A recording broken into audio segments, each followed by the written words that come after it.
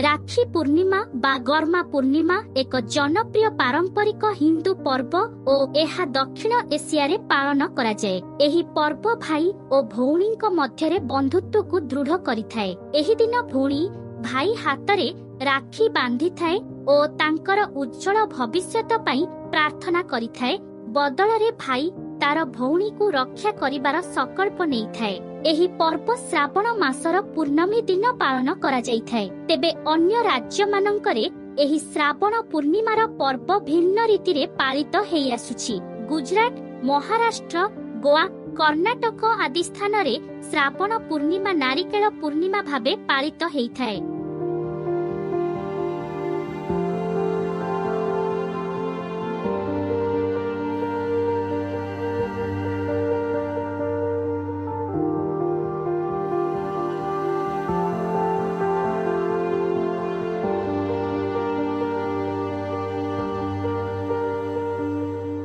एही दिन समुद्र देवता वरुणଙ୍କୁ नारिकेल बा नडिया प्रदान करा जाए। उपकूलवर्ती अंचल विशेष करी जेउ माने निजर गुजराण मेंटाइबा पई समुद्र उपरे निर्भर करिथांती सेमांक पई एही पर्व यथेष्ट महत्व रखी गुजरात रे एही दिन पवित्रपन मध्य पालित होइथाए।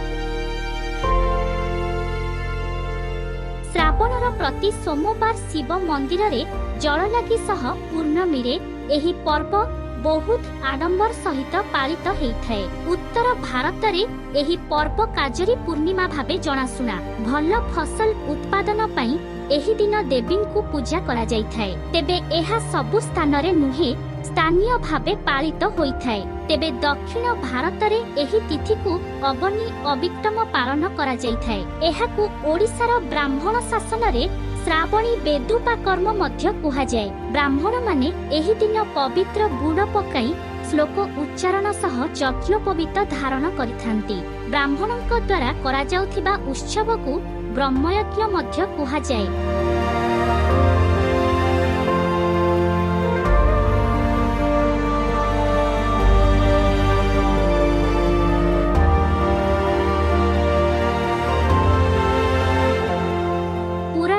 इतिहास पुराण और इतिहास रे रहिछि रक्षाबंधनर अनेक घटना। पुराण रे असुर राजाबली ठारू मोगल सम्राट हुमायून को जाय रक्षाबंधन भौणीर सम्मान रक्षा करि आसिछि। असुर सम्राट बली भगवान विष्णुंकर जणे बड़ भक्त थिले। तांको उपरे कौनसी विपद आसु एहा विष्णु चाहू नथिले। तेणु बली उपरे विपद थिबा जानी विष्णु वैकुंठ त्याग करी बलिर राजप्रासाद रे अवस्थान कले। तेणे महालक्ष्मी एहा चाहू नथिले। से चाहुथिले विष्णु तांको सह वैकुंठ रे अवस्थान करंतु। एहार एक उपाय चिंता करी लक्ष्मी ब्राह्मणी बेशरे बली को भेटिले। श्रावण पूर्णमी रे से बली हाथ रे राखी बांधी देइथिले। एहा परे जणे भाई हिसाब रे लक्ष्मी को कथा बुझिबा बलिंकर कर्तव्य थिला। लक्ष्मी कोन चाहुछंती जानिबा परे से विष्णु को वैकुंठ रे रहिबाकू अनुरोध करिथिले।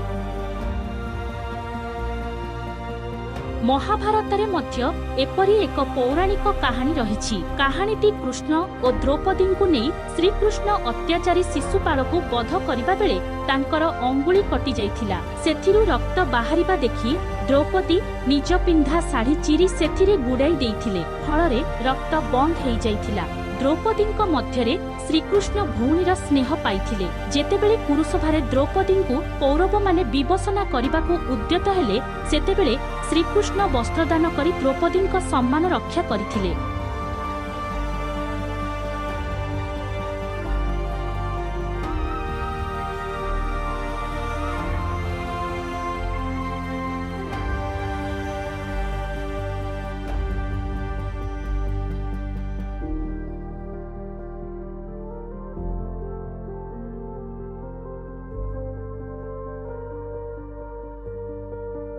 एही भली पौराणिक कहानीटी रहिथिला द्वितीय भागरे जानिबा ऐतिहासिक कहानी।